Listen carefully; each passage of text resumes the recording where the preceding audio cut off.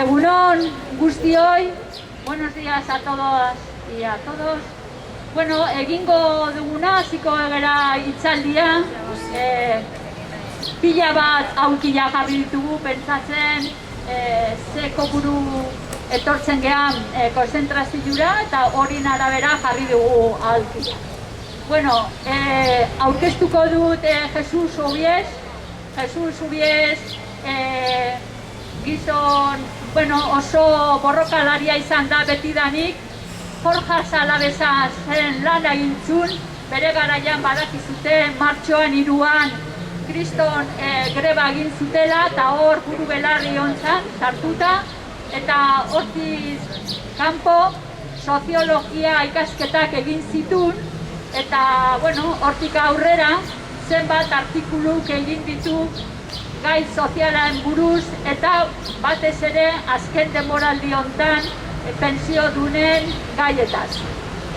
Bea dago pensionistak Arabako kidea da, buru belarri sartuta dago, gu deitzen diogu aktivista sozial bat dela.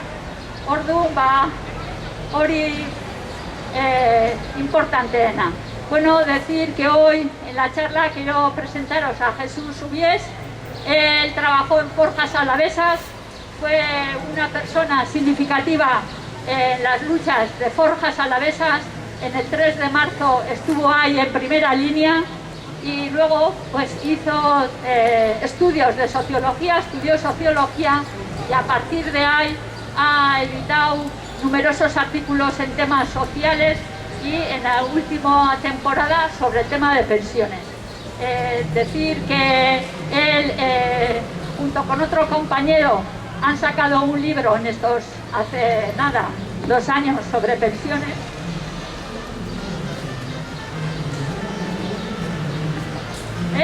Por un sistema público de pensiones, ética, crítica y economía. Nos parecía que era la persona indicada para que nos hablase del sistema público de pensiones. Y luego también tiene mucha importancia porque es una persona que está en primera fila en pensionista, Arabako pensionista, ¿no? En el movimiento de pensionistas de Araba. Y tiene todos los ingredientes para que hoy nos pueda desgranar en qué situación se encuentra el sistema público de pensiones. Lo que vamos a intentar es que no se prolongue más de la una, de tal manera que a ver si 40 minutos él en 35 o 40 minutos nos explica lo que ha traído y luego tendremos oportunidad de hacerle las preguntas que queramos. Y sin más, le damos la bienvenida y que empiece la charla.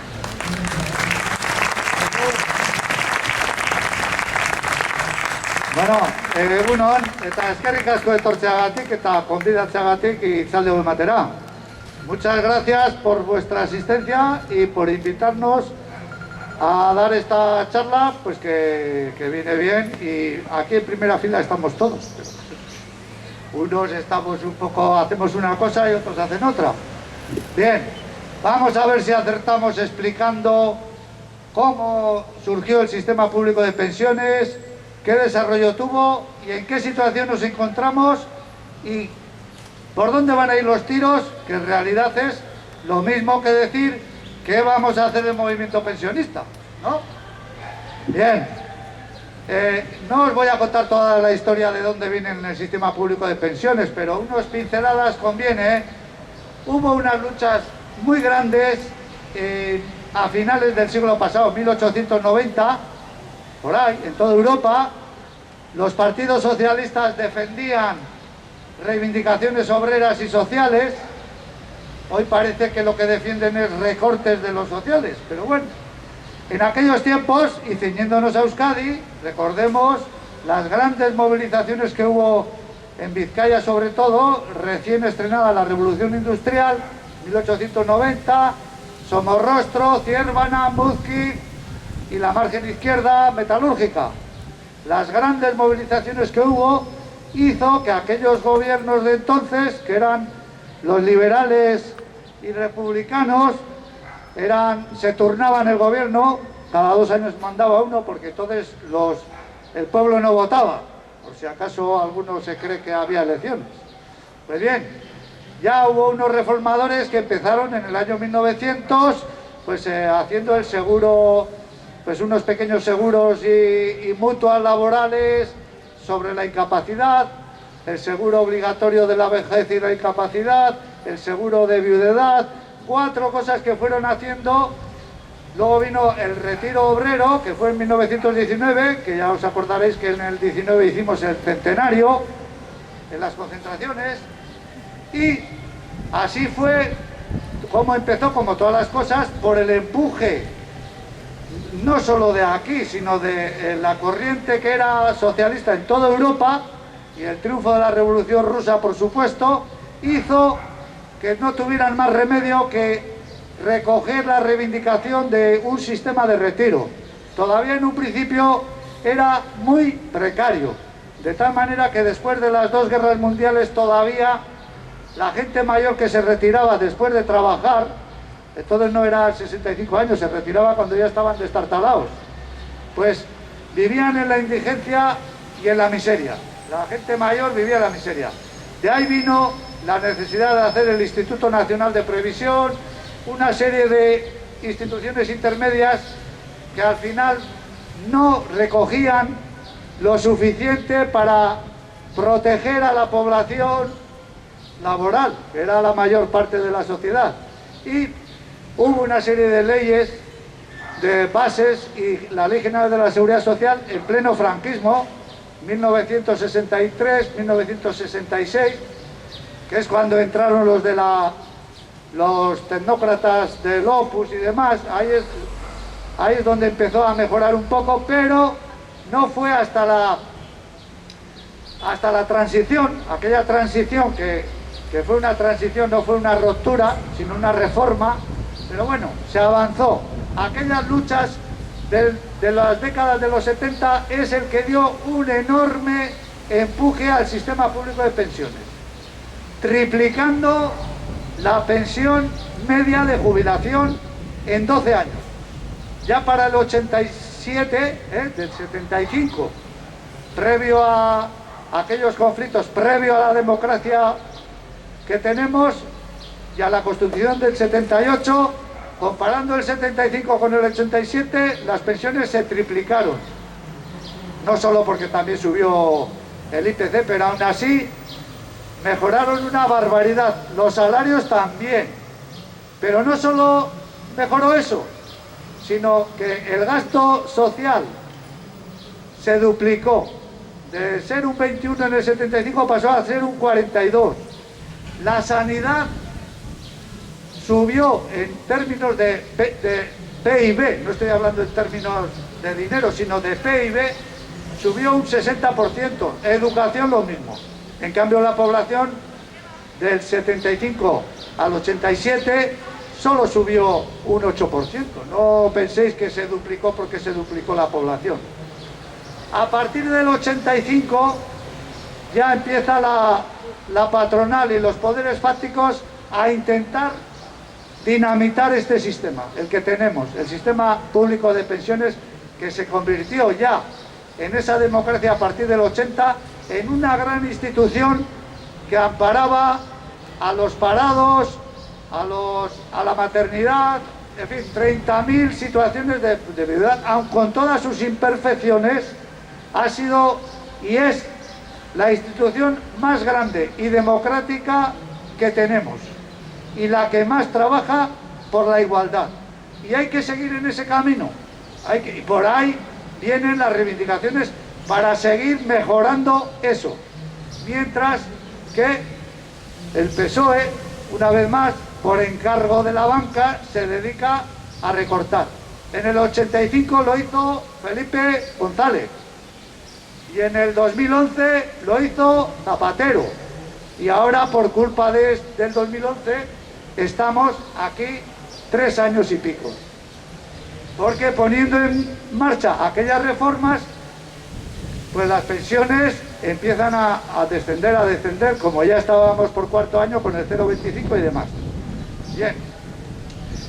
Es conveniente entender esto para que sepamos qué es lo que pasó y cuándo se dio los grandes avances en la redistribución social de la riqueza, que fue en la década de los 70. Nuestra generación, que hizo la transición, hizo lo que pudo, queríamos más, pero se quedó, pero bueno, se avanzó mucho.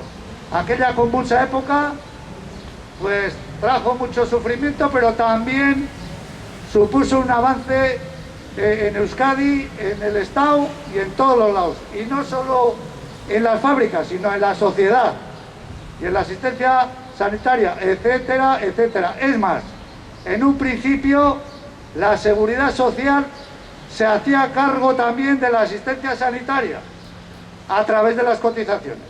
Las cotizaciones nuestras no solo pagaban las pensiones de nuestros mayores, que la verdad es que duraban 4 telediarios después de jubilarse, por las condiciones de vida que había, sino que pagaban la sanidad, la atención médica. Y además sobraba tanto dinero que se empleó el dinero en hacer obras a cargo del presupuesto del Estado. Ferrocarriles, carreteras, autopistas, muchas cosas.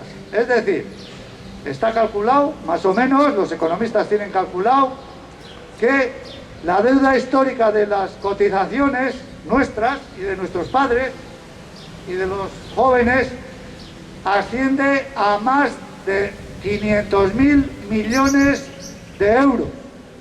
Es decir, aunque no se aportara en los próximos 4 años ni un duro en las cotizaciones, podríamos seguir pagando todas las pensiones de los 9 millones de pensionistas del Estado durante 4 años. Imaginaros cuánto dinero se ha sacado y ahora nos quieren echar en la cara que les faltan 8 euros.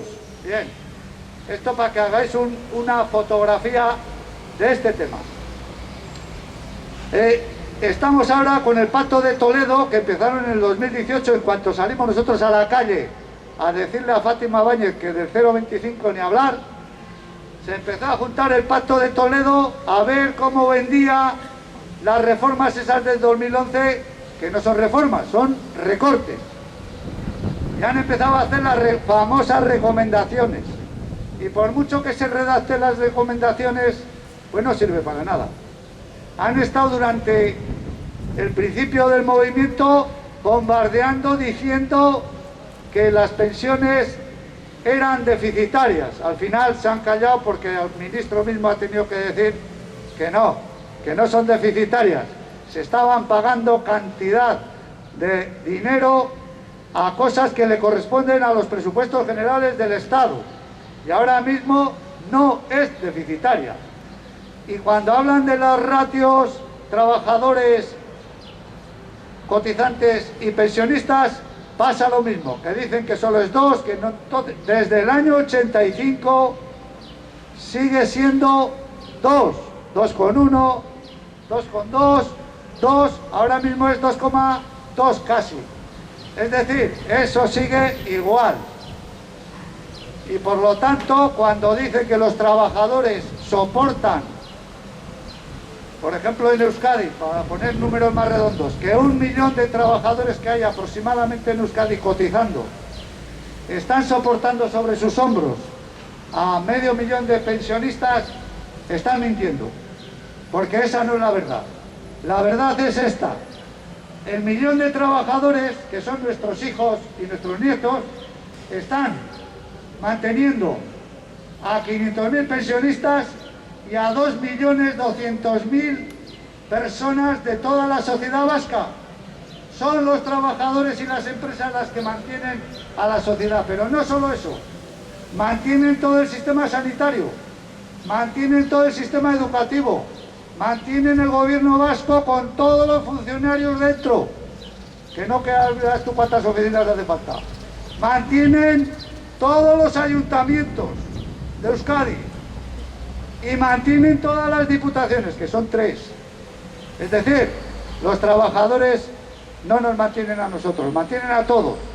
Y así ha sido siempre además. Y cuando nosotros trabajábamos, manteníamos a toda la sociedad.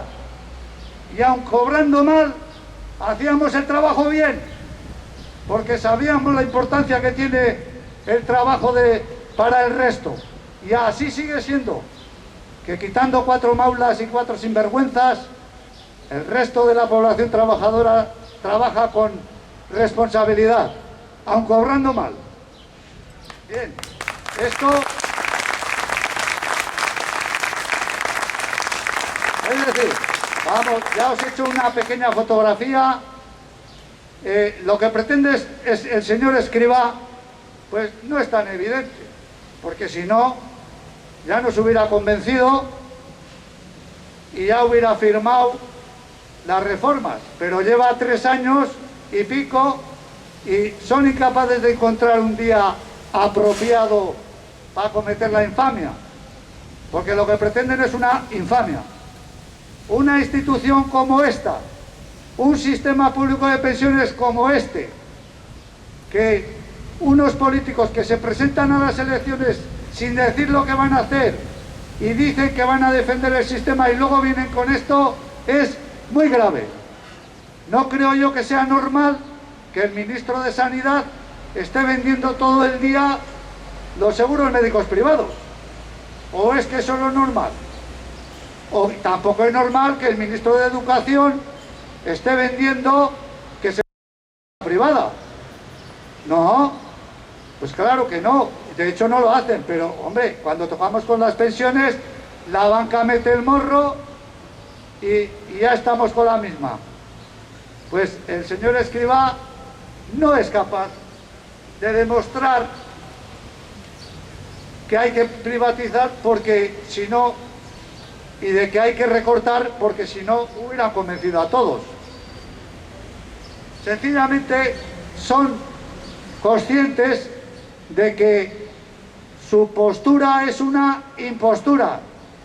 Son unos impostores porque están haciendo una cosa lo contrario de lo que dicen. Y eso es un hecho muy grave. Y sabiendo eso no se atreven, porque estamos en la calle, no vayáis a pensar que es por otra cosa. Tienen miedo que al día siguiente vayamos a sus sedes. Y los sindicatos de la mesa del diálogo pasa igual.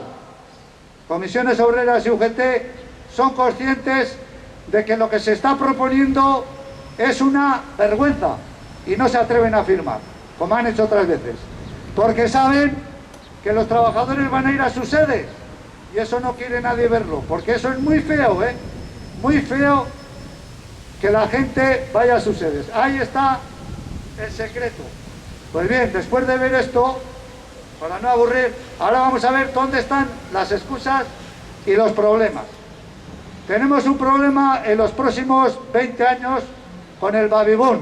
El baby boom es los que nacieron entre 1955, más o menos, y 1975, es decir, 20 años. Hubo una explosión demográfica de nacimientos no solo en el Estado español, en Europa también. En Europa se produjo un poco antes, unos años antes, y han pasado, o están pasando, y en España ahora empiezan a jubilarse los primeros del baby boom. El año pasado empezaron a jubilarse los primeros. ¿Quiénes son la generación del baby boom? Que también es conveniente para después lo que vamos a hablar. La generación del baby boom son los que tienen ahora entre 40 y 64 años. Es decir, los que vienen detrás de nosotros.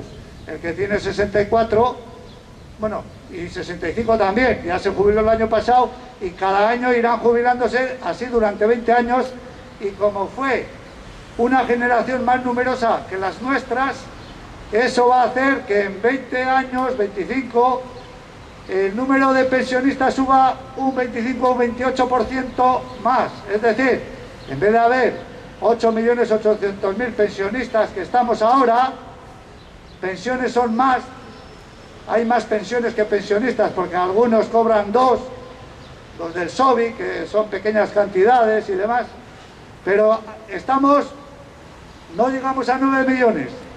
Pues dentro de 25 años seremos, o serán, los que queden, unos 12 millones y medio.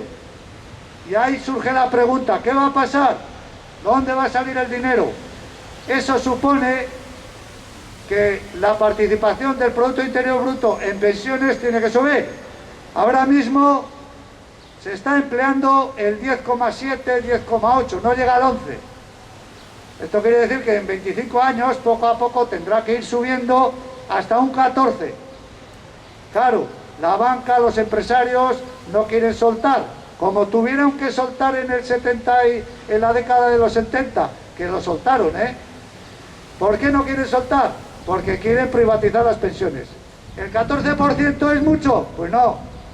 En Francia, en Italia, en todos los países del entorno se está empleando el 14 y el 15 y hasta más. Ahora mismo, no dentro de 25, ahora mismo. Es decir, no hay ningún problema para seguir manteniendo las pensiones durante 25 años. Y además, el baby boom no es un problema estructural, es un problema coyuntural. Eso sí, 25 años. El baby boom no ha venido a quedarse, igual que tampoco ha venido a quedarse ninguna generación. Cuando cumplan su ciclo de vida y hagan su biografía igual que nosotros, y cuando a cada uno le toque, se marchará. Pero esto parece que molesta a algunos. Ya veis, pues el baby boom tiene todas las garantías de que van a ser respetados sus derechos, les guste o no a los mandarines y a los banqueros. Es decir, el baby boom es la excusa que quieren emplear para meter la cuña en la seguridad social e ir tumbándola. Y como os he dicho en el 77, con la subida de las pensiones, la subida de los salarios, subió la mejora en los servicios públicos de sanidad y educación. Y que no os quepa la menor duda, cuando se congelen las pensiones, cuando bajen los salarios, como ya está ocurriendo, bajará la atención pública de salud y bajará la educación y bajará todo. Porque si no hay salarios y pensiones, tampoco hay impuestos, la recaudación es menor y todo va para abajo. Eso es un hecho evidente. ¿Qué futuro, qué soluciones proponen ellos? Ya sabéis, los sistemas complementarios. ¿Qué problemas tienen? Que eso solo es posible para los 3 deciles más altos de la escala salarial. La mayoría de los trabajadores no puede hacer un plan de pensiones que se llame, que esté de ese nombre. La prueba lo tenemos en Guipúzcoa. La EPSV más antigua y la que mejor funciona, que es Geroa, que tiene 108.000 aportantes, el 40% de los trabajadores de Guipúzcoa, y cuando se jubilan unos con otros, cobran 185 euros de complemento, de pensión, vamos a decir. Eso equivale 185 euros de media, unos cobrarán más, otros cobrarán menos. Eso equivale al 12% de la pensión media de jubilación de Guipúzcoa en estos momentos. Es decir, la realidad es la que hay. Ellos quieren meter la cuña, luego irían aumentando las aportaciones en los fondos y reduciendo las cotizaciones a la seguridad social. La seguridad social daría una pensión mínima para todo el mundo y cada uno tendría la pensión que consiga ahorrarse. Claro, los sueldos bajos pues tendrían lo que tienen, una miseria, ¿no? Otra excusa es Europa. Ahora nos vienen diciendo, como se les acaban los argumentos del déficit y demás, pues nos han dicho que, claro, es que para que Europa nos ayude con la pandemia también es coyuntural. La pandemia no ha venido a quedarse. Ya parece que para el verano se habrá marchado, o para el invierno, me da igual. Pero ellos lo utilizan y Europa nos va a ayudar a cambio de que estropeemos el sistema público de pensiones. Pues vaya ayudas, hombre, que te saco de ahogar pero te voy a tirar por el precipicio. Te voy a dar este derecho pero te quito este otro. Eso no son ayudas. Y además, eso de que de Europa vienen fondos, ¿cómo que vienen? No estamos en Europa. Europa somos nosotros. Europa no nos va a ayudar. nosotros mismos nos vamos a ayudar, que nosotros somos Europa. A ver de qué estamos hablando. Claro, el gobierno alemán y francés creen que son los dueños de Europa, pero Europa somos todos. Y las ayudas que vienen de Europa no vienen, están aquí. Y las vamos a pagar entre todos, entre nosotros también. Esa excusa es muy fea, muy fea. Eso de que viene, ¿o qué pasa? ¿Que todavía Europa empieza en Pirineos? Como cuando Franco. ¿Y África después? Pues no, eso no vale. Así estamos con estos temas. Voy a definir quiénes son la generación del baby boom porque es importante. Los que ahora están trabajando de 40 a 64 años pertenecen a la generación del baby boom. Son 11 millones y pico, 11 millones y medio largos, que serán los que se jubilen, naturalmente los que llegan, porque de esos 11 millones 500.000, dentro de 25 años, pues, en fin, esto son cosas de la vida, pues estarán aproximadamente 9 millones. Los demás por el camino habrán cumplido su recorrido.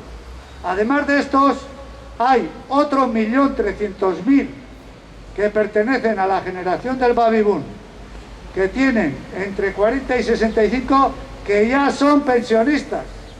¿Diréis quiénes? Pues sí, hay casi 1 millón de personas entre 40 y 64 años que son pensiones de incapacidad permanente, son los que han tenido accidentes y tal.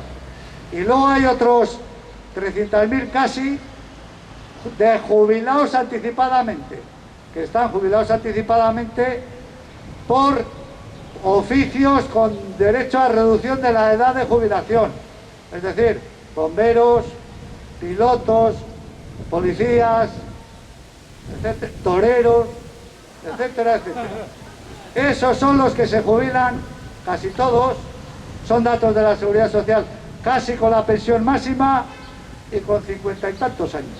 Ya están jubilados, así como los otros. Nuestro sistema productivo produce un 10% de pensiones de incapacidad, es decir, tenemos más accidentes que ni que estuviéramos en la Segunda Guerra Mundial todavía, pero es el sistema productivo que tenemos. No hay más que accidentes, lisiados, columnas, problemas de salud porque se trabaja mal. Ahí también habría mucho campo, pero no nos vamos a meter. Bueno, pues después de esta fotografía vamos a ver de qué depende el futuro de las pensiones. El futuro de las pensiones no depende de que no haya dinero. Dinero hay y la habrá y seguirá habiendo. Que estamos diciendo que va a ser al final el 14% del PIB. Pero en cuanto pasen esos 25 años, la caída del número de pensionistas también va a ser brusca. Porque la juventud que va a sustituir a la generación del baby boom son 5 millones de personas menos. Es decir, el baby boom, a medida que se va jubilando en 25 años estos, va a ser sustituido por 5 millones de personas menos. Muchos puestos serán cubiertos por tecnología, pero otros muchos no. Y cuando digo los jóvenes, esta generación de jóvenes, ya estoy incluyendo a los emigrantes, ¿eh? Esos ya están aquí. Incluso con esos faltan 5 millones de personas. Es decir, luego no va a haber problemas. Lo único que hay que hacer es dedicar un porcentaje del presupuesto general del Estado para salir en esta época del baby boom. Además, la generación del baby boom, porque se llame baby boom, no quiere que sean bobos. Baby boom quiere decir que hubo una explosión, no es que nacían bobos. Algunos igual creen, pues no, el baby boom va a decir que ellos tienen derecho a la pensión, o alguno cree que no. Y de ahí depende mucho. Entonces, ¿de qué va a depender el rumbo que tome esto? Ya hemos dicho que no se atreven a firmar. Ni los sindicatos ni el gobierno se atreve a firmar. Están esperando a desgastarnos. Depende de cuatro, fundamentalmente depende de toda la sociedad, pero depende fundamentalmente de cuatro actores. Uno, los pensionistas que estamos en movimiento. Nosotros, aunque parezca que somos pocos, estamos en 70 pueblos en Euskal Herria y en todas las comunidades del Estado. Aunque parezca que somos pocos, nos tienen miedo. No se atreven a hacer cualquier cosa. Segundo, depende de la generación del baby boom que están trabajando. Tenemos que bailar con ellos, pero el paso lo vamos a marcar nosotros porque somos la voz de la experiencia. Lamentablemente, la generación del baby boom se ha acostumbrado a no reivindicar mucho y ahora están aprendiendo que ya empieza todo el mundo a salir. Tercero, el tercer actor son las mujeres. Si las mujeres quieren, el gobierno tiene que echar para atrás. Primero porque hay que resolver el problema de la brecha de género. Eso es una injusticia histórica que no puede ser. La mitad de la humanidad no puede estar subordinada a la otra mitad. Caramba, esto tiene que acabar. Si las mujeres quieren, y es evidente que sí, no van a tener más remedio que echar para atrás. Y cuarto, la juventud. Sobre esto hay que puntualizar algunas cosas. La diferencia que hay cuando nosotros fuimos jóvenes, nosotros y nosotras, y con la juventud de ahora. Cuando nosotros en la transición éramos jóvenes y andábamos tumbando el franquismo a pico y pala, claro, estábamos todos integrados en la actividad económica. El paro, es que la palabra paro no existía. En el vocabulario nuestro no se hablaba de desempleo. El paro era el 3%. Todos estábamos inmersos en la actividad económica, pero ahora están poniendo todas las trabas para que las generaciones jóvenes no se incorporen colectivamente al trabajo. No quieren que se incorporen colectivamente al trabajo. La prueba es que en los últimos 10 años 700.000 jóvenes se han marchado al extranjero y además con una formación enorme que al Estado le ha costado un pastizal, a todos nos ha costado un dineral, con carreras, gente muy preparada, todos para el extranjero, porque no se les da trabajo o se les da una miseria de trabajo, contratos basura. Por ejemplo, sin ir más lejos, el Banco Bilbao Vizcaya tiene en su plantilla a 3.000 trabajadores en las oficinas que no dependen del convenio del Banco Bilbao, sino que es de otra empresa subcontratada, con contratos basura. Hoy a la tarde en Vitoria van a hacer una manifestación, el comité del Banco Bilbao Vizcaya, y nos han pedido a los pensionistas de allá, que les apoyemos. Por supuesto que le vamos a apoyar. El día 26 ya sabéis que estuvimos en las sucursales y hemos tenido varias reuniones con Kutxabank, con otros, y por supuesto que les vamos a apoyar porque lo que está pretendiendo hacer la banca es sin nombre. Se creen que tienen derecho a hacer lo que les da la gana con su dinero y los que sí podemos hacer con nuestro dinero lo que queremos somos nosotros, no ellos. Pues bien, para que veáis un poco por dónde va. Lo que os decía de la juventud. La juventud ahora mismo solo está cotizando de 20 a 24 años el 40% y de 24 a 29 el 60%.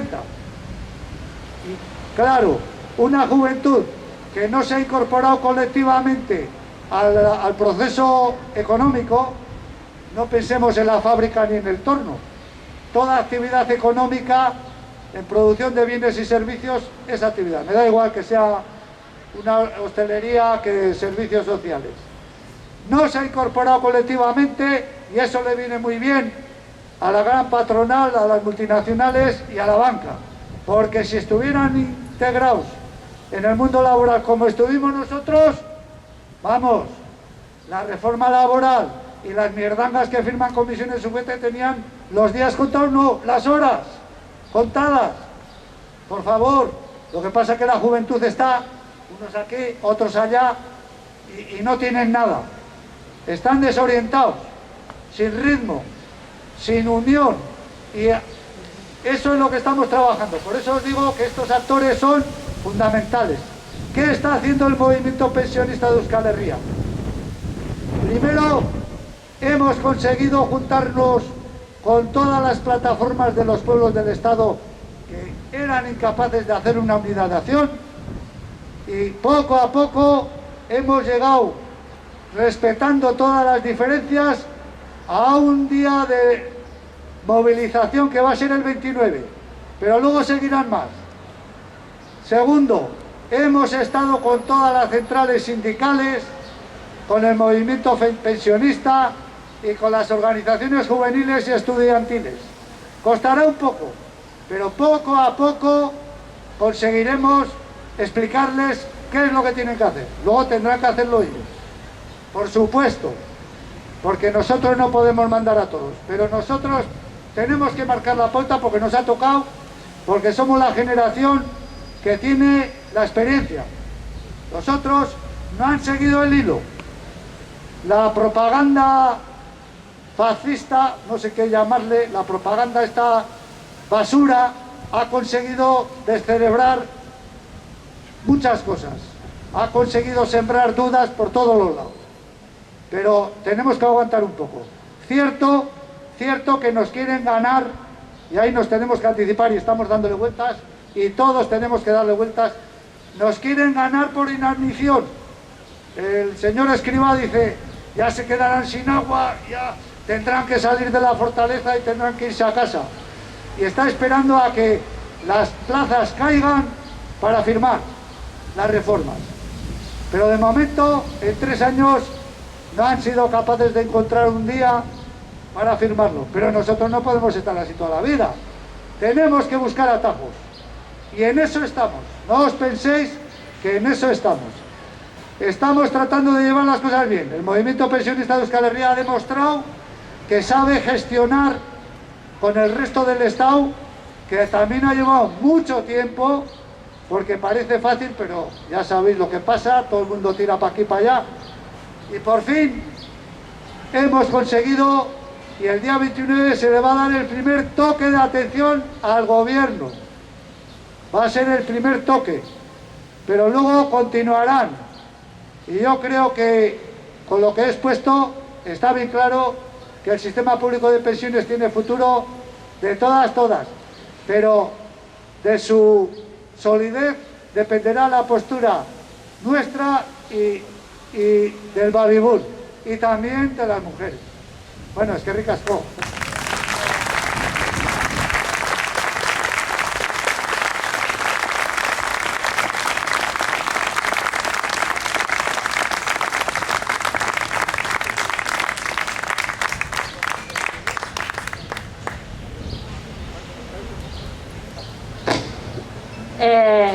Bete ditu oso ondo denbora, que ha cumplido muy bien con el tiempo. Bueno, yo creo que tenemos una oportunidad para hacerle las preguntas que queramos, y el micrófono abierto.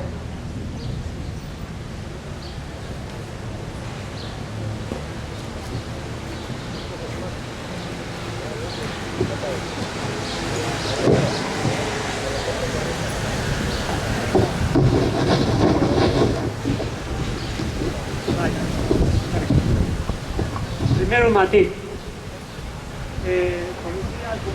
y también marinos, porque yo fui marino, por eso. Bueno, pero hay un tema que sí me llama, que sí me llama mucho la atención. Efectivamente, con las cotizaciones y las retenciones que tenemos en las empresas, se podría tener un fondo más amplio. Pero mi cruz, y creo que la de muchos, es el tema de las energías. Los productores de energía, estos pagan una mínima parte, es decir, a mí me cascan un 21, pero ellos pagan un 6 de sus beneficios. Y dices tú, joder, pues ya tenéis donde echar mano, ¿no? Porque ahí sí que no nos podemos escapar de un día. Hay unos bien cogidos, dices, ¿vale? Porque yo contigo puedo discutir, estarás de acuerdo conmigo, sí o no, pero yo con eso no puedo. Soy totalmente incompetente. Y estoy en manos de ellos y dependo de ellos. Entonces, yo creo que es el punto donde verdaderamente hay que meterse los impuestos. Y eso es un atraco para mí. Entonces usted, bueno, pues los impuestos, el tema fiscal, para que os hagáis una idea, los presupuestos generales del Estado se nutren de impuestos directos y de los indirectos. Directos son el impuesto de sociedades y el IRPF, que sale de los salarios y pensiones. Las pensiones pagan IRPF. Pues el IRPF recauda 5 veces más que el impuesto de sociedades. Los beneficios empresariales son tanto como todos los salarios juntos. En cambio los salarios y pensiones, en cambio los salarios y pensiones pagan 5 veces más que el impuesto de sociedades.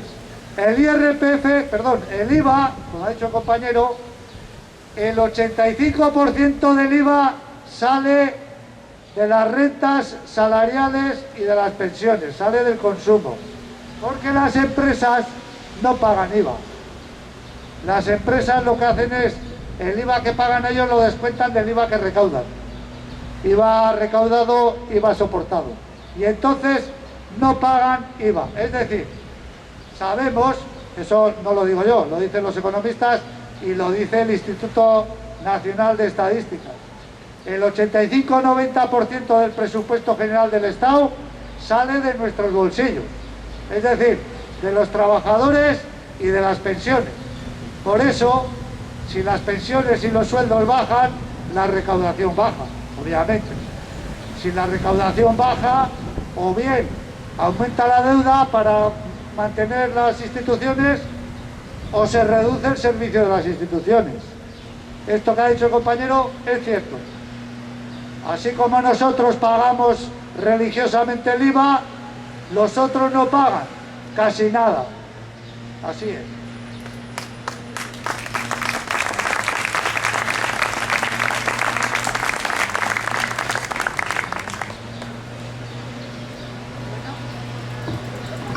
A ver, Norbait de Gehiago, ¿alguien más?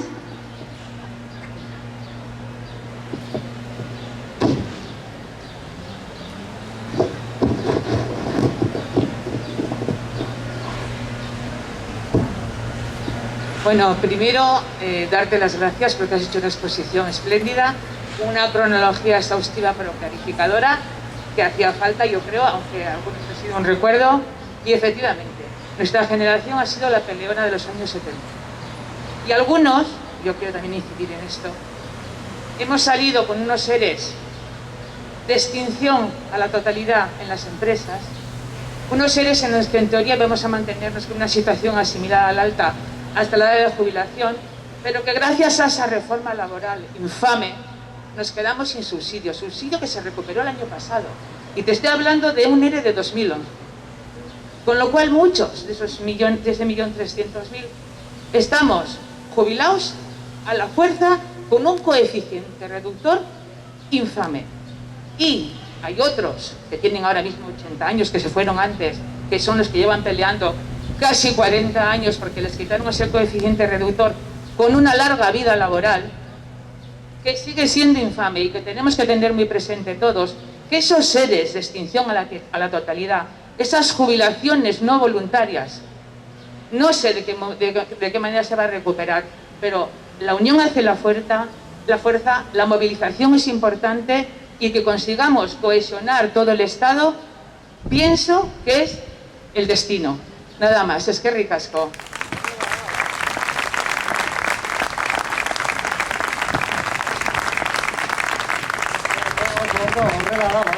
Así es.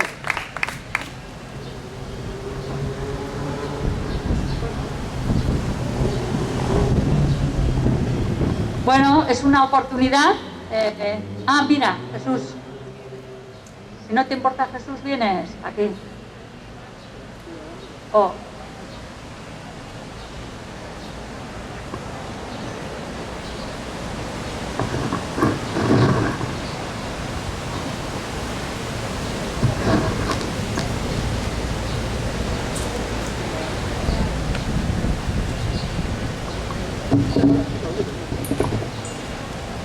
A ver, buenos días, gracias por la información porque ha sido muy buena. Pero yo, aunque va a ser una cosa que lo mismo a muchos de aquí le va a molestar, a mí no me molesta.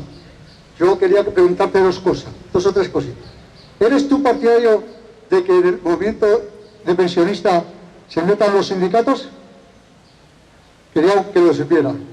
¿Tú no crees que los sindicatos se están aprovechando en esta movida que están haciendo del movimiento pensionista, que han cogido nuevo de que el movimiento pensionista era muy grande y estaban decaídos como se veía todos y han aprovechado que este movimiento estaba fuerte para aprovecharse de ellos? Para mí, creo que sí. Y por último decirte que si en los movimientos de pensionistas, si tiene que ser apoyado por los sindicatos, yo creo que deben ser dos cosas diferentes. Si hoy hay una movida de pensionistas, que nos apoyen a nosotros con una pancarta, no con miles, como están acostumbrados. Que los sindicatos están acostumbrados a ir a la manifa y van 20, llevan 25 pancartas. Eso no es así, con una pancarta, si viene con una pancarta. Y si el día que los sindicatos hagan algo, pues nosotros también iremos con su pancarta. Y ahora os quiero recordar una cosa.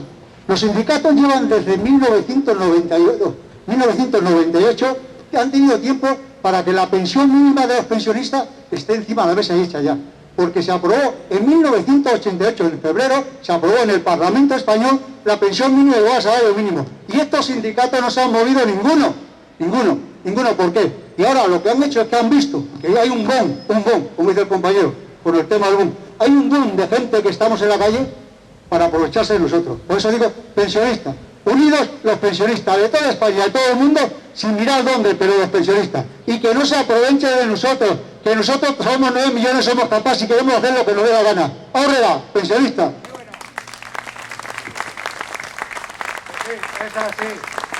Nosotros, la coordinadora de pensionistas de Euskal Herria no está pidiendo que los sindicatos apoyen a los pensionistas, está pidiendo que defiendan el sistema público de pensiones, que parece que les da vergüenza. Eso es lo que está pidiendo. Y obviamente el sistema público de pensiones no solo nos afecta a nosotros, sino que afecta a los trabajadores, sobre todo a los del babibón. Naturalmente que nosotros no podemos decir a los sindicatos lo que tienen que hacer, pero sí que le podemos decir que tienen que defender el sistema público de pensiones, porque es una necesidad social de primer orden. Tumbar el sistema público de pensiones es desmantelar la sociedad, desmantelar la cohesión social. No es desmantelar la seguridad social, no. Es desmantelar la sociedad y volver a la selva. No sé a dónde le encuentran la gracia a los banqueros a las propuestas que hacen.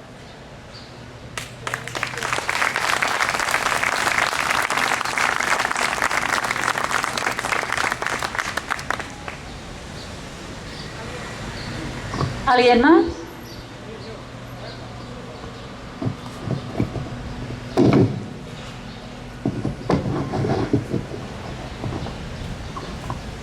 Bueno, eskerrik asko.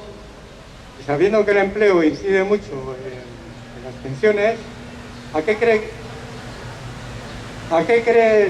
que es debido que cuando usted era joven, como ha dicho, había un 3% de paro juvenil, por ejemplo, y ahora hay un 40% de paro juvenil? Eskerrik asko. Pues ahí está el asunto, que no se trata solo del empleo, se trata de la producción de riqueza, la riqueza. Hoy en día, con las condiciones técnicas, con las condiciones productivas y sociales actuales, cada vez va a ser necesario menos gente para producir lo que se produce. Es decir, cada vez lo que hay que producir se hará con menos gente, porque las máquinas sustituyen. Ahora mismo hay 19 millones de personas cotizando. Vosotros sabéis que hay 19 millones, pero los que habéis estado trabajando sabéis, la tecnología que hay instalada es equivalente a 40 millones de manos de obra. Claro que hay 19 millones de personas trabajando. Y el equivalente a otros 40 millones de personas en máquinas. Por eso se ha avanzado en calidad de vida, etcétera, etcétera. Y hay suficiente riqueza no solo para mantener las condiciones de vida actuales, digo condiciones de vida, que todo el mundo tenga ingresos suficientes para comer, vestir, medicamentos, cultura, vivienda, no solo aquí, en todo el mundo. Pero hay algunos que euro veo, euro quiero y no salen de ese juego, de la especulación. Pero no podemos perder que en las condiciones actuales tiene que haber cada vez menos trabajadores trabajando. Pero claro, la producción hay que socializarla. ¿De quién es la tecnología? Ahora mismo hemos visto con la pandemia qué ha pasado con las vacunas. Ahora mismo todo el mundo se ha dado cuenta, sobre todo los hosteleros, comerciantes, autónomos y artistas. El mundo de la cultura se ha dado cuenta que sus sueldos y sus ingresos dependen de los ingresos de los demás y de que lo gasten, claro. Hemos estado en pandemia y estos sectores que pensaban que con ellos no iba nunca a nada, ahora se han dado cuenta que son tan vulnerables como los demás. Y es que el sueldo de cada uno depende del sueldo de los demás. La mejor manera de defender nuestro sueldo es defender el sueldo de los demás, lo que ha dicho la compañera antes de los seres. No hacemos nada, y como a mí no me toca, no, porque si ese no gana y ese tampoco, tú vas a ir a la puñetera calle al día siguiente. El sueldo de cada uno depende del sueldo de los demás, y es así. Venga, pues claro que la tecnología nos libera. ¿Qué queremos? ¿Volver a como trabajaban nuestros bisabuelos? Pues no. ¿Como trabajaban en Somorrostro? Pues no. Los tiempos cambian. Y entonces hay que socializar la tecnología, la ciencia y todo, como se ha visto con las vacunas. Que Europa ha puesto 10.000 millones de euros y resulta que las casas farmacéuticas no quieren soltar las vacunas. ¿Ve? Y están jugando con el mercadillo, que te llevo, que no te doy, que sí te doy.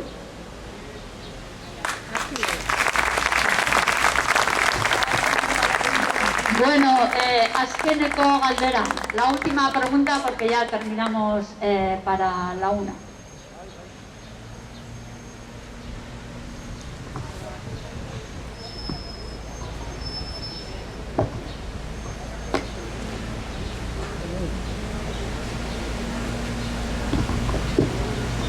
Una pregunta bien corta.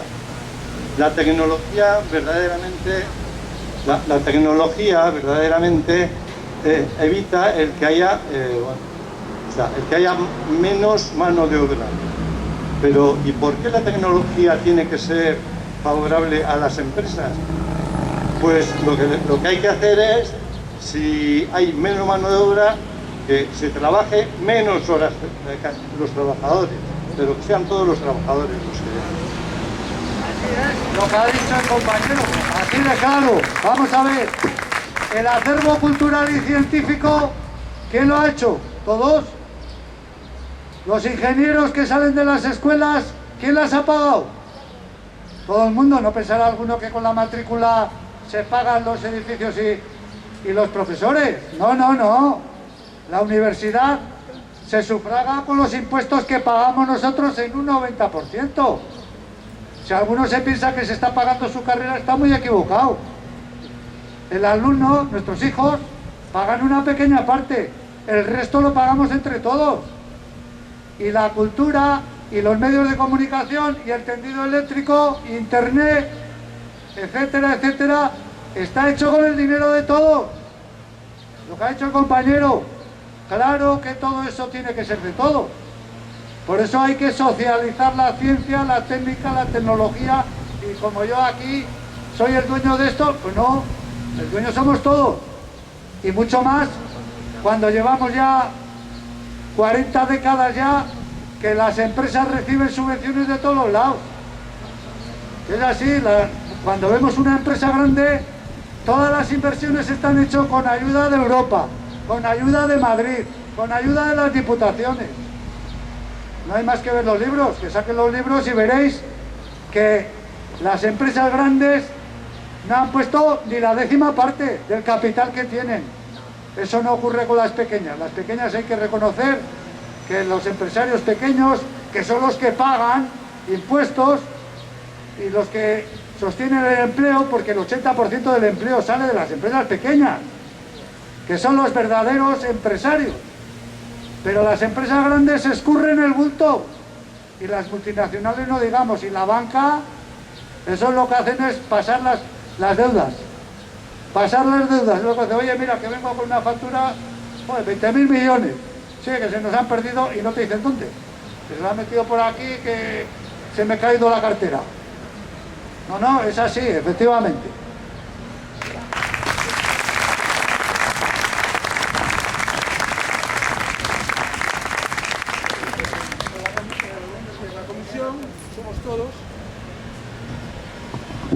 Entendemos que esto es un acto cultural importante. Yo deciros que para mí es una verdadera escuela de saber. Yo he aprendido hoy aquí, aunque me parecía que sabía, he aprendido muchas cosas, pues estuve muy informado de lo que pasaba.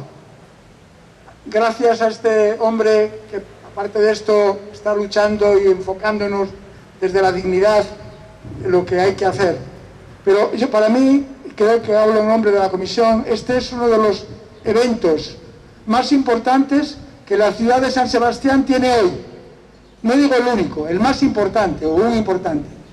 Me gustaría ver mañana si esa clase de divulgación, de panfleto que es la prensa, hace uso y nos da la información que merecemos de dignidad de lo que hoy está pasando aquí. ¿Sabéis lo que me temo? Es que nos van a hacer oculto, no van a publicar nada. Eso es una vergüenza. Esa también es parte del capital opresor. Los medios de comunicación, casi todos, y la prensa. Gracias en nombre de la comisión a todos. Gracias.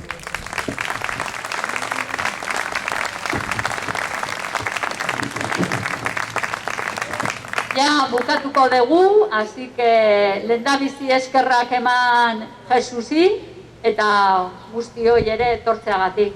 Orduan, hurrengo astelehenera, ikusiko gea beti bezala 12 Alderdi Ederra. Bueno, primeramente dar las gracias a Jesús por su charla, que a mí personalmente me ha gustado mucho, y luego también a todas vosotras y vosotros por participar, por venir, porque es un esfuerzo, pero también es una, bueno, motivación más para seguir en nuestra lucha. Y bueno, pues nos vemos el lunes a las 12 en Alderdi Eder. Hasta el lunes. Mila esker.